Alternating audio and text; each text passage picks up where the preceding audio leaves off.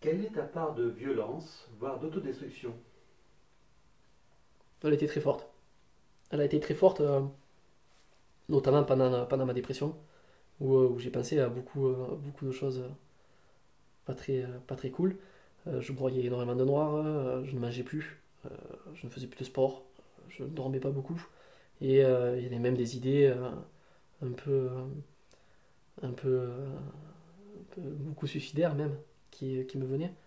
Euh, Ça a été très très violent, très très violent. J'étais bien dans mon malheur, mais ce côté-là violent, le côté où je voulais me mettre un terme à ma vie, ça a été très très difficile, très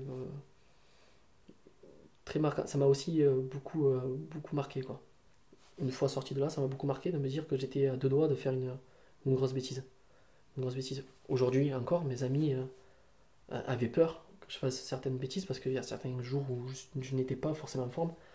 Euh, Ils avaient toujours cette appréhension-là parce que j'étais à deux doigts de faire une belle connerie, ouais, une belle connerie.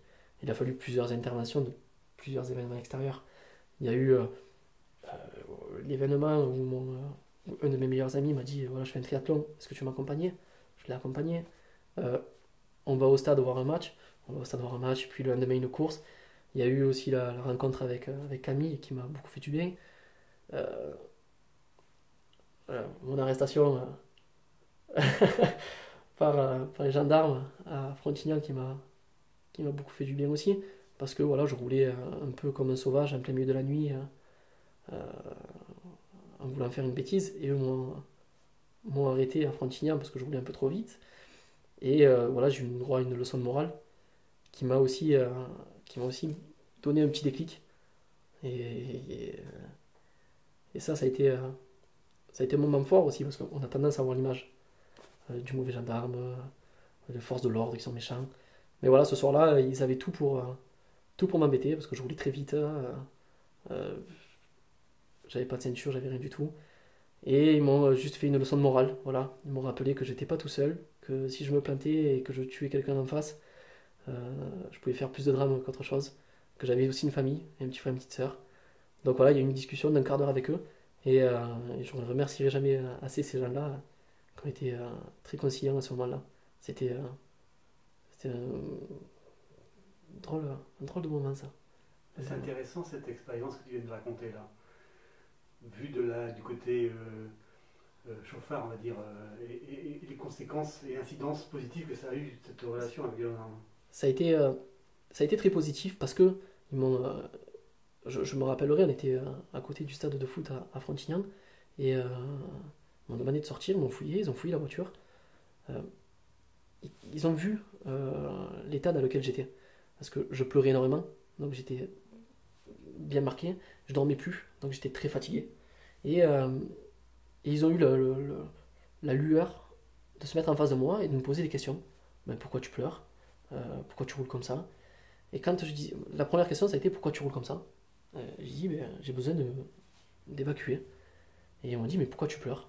Et quand je dis ben, je n'arrive pas à faire le deuil de ma mère, du décès de ma mère, euh, je me suis effondré encore plus en pleurant. Et j'ai vu ben, trois humains en face de moi. J'ai pas vu trois gendarmes, j'ai vu trois humains en face de moi. Euh, de suite, ça a été ne pleure pas, faut pas que tu pleures, calme-toi. Voilà, ça a été vraiment très humain, très gentil. J'avais vraiment pas des gendarmes en face de moi. J'avais trois hommes, trois hommes qui m'ont ramené à la raison, qui m'ont dit ben voilà, regarde, à ce moment-là, un camion passe, ils m'ont dit tu vois, regarde, tu roules vite, il y a un camion. T'imagines, tu prends le camion, pense à ta famille, t'as une famille, oui, ben, j'ai un frère, une soeur, j'ai un père, bon, mais pense à eux. Et puis une voiture passe, il me dit ben voilà la voiture. C'était 4 heures du matin. Voilà, il y a eu tout ça qui s'est. Une discussion d'un quart d'heure qui m'a vraiment. Voilà, j'ai pas eu. J'ai rien eu. Ils auraient pu vraiment m'embêter. Ils auraient vraiment pu m'embêter parce que j'étais vraiment en tort. Et je l'assume entièrement. Ils m'ont juste guidé. Ils m'ont juste fait comprendre. Et ça a été, voilà, un élément déclencheur, puisque le week-end qui a suivi, je suis parti au triathlon avec un de mes meilleurs potes, alors que je n'avais plus envie de rien.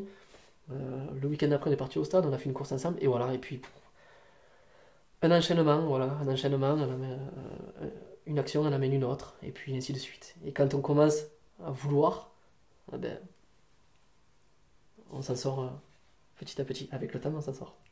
Tu parles d'enchaînement positif. Enchaînement positif, forcément, parce que c'est que du positif.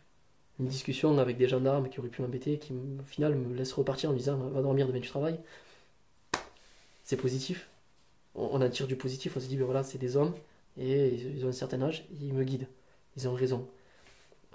Je vais participer à un événement sportif, je vais accompagner mon meilleur ami, c'est positif.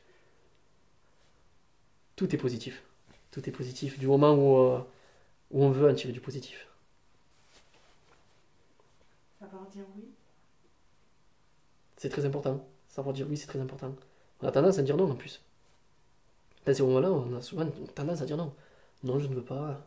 Non, parce que non, en fait, c'est la négation, c'est le côté sombre, c'est le côté je suis bien comme je suis. Voilà. Si à cette époque-là, on m'avait posé la question est-ce que tu veux aller bien ou est-ce que tu veux aller mieux? J'aurais répondu oui devant me faire beau, mais 30 secondes après, j'aurais dit non, parce que je suis bien comme je suis, ça me va. Voilà, ça me va. J'écoute mes chansons déprimantes, je fais ci, bon, ça me va. Donc, savoir dire oui, c'est une étape. Franchir cette étape, c'est s'ouvrir à ce qu'on ne sait pas. Et ça fait peur, mais c'est le bon chemin. Souvent, on ne voit pas l'effort que ça peut demander. Parce qu'il est tellement naturel ou tellement ancré en nous qu'on ne le reconnaît pas. Si je te demande de creuser un petit peu en toi et d'essayer d'apercevoir l'effort que, parce qu'il me semble en voir un chez toi, l'effort que ça te demandait de rester en vie, quel est-il? Il y a eu beaucoup de remises en question. Il y a eu énormément de remises en question. De toute façon, sans remise en question, on n'avance pas et on ne peut pas faire d'efforts. Ça a été brutal. Il faut savoir accepter, il faut savoir se remettre face à la réalité.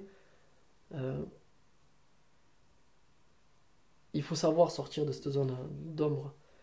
Et ça demande un effort. Oui, ça demande un certain effort.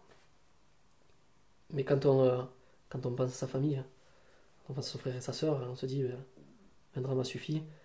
Je pense qu'à partir de là, dès qu'on l'a compris, il n'y a plus réellement d'effort. Peut-être que j'ai dû me faire violence.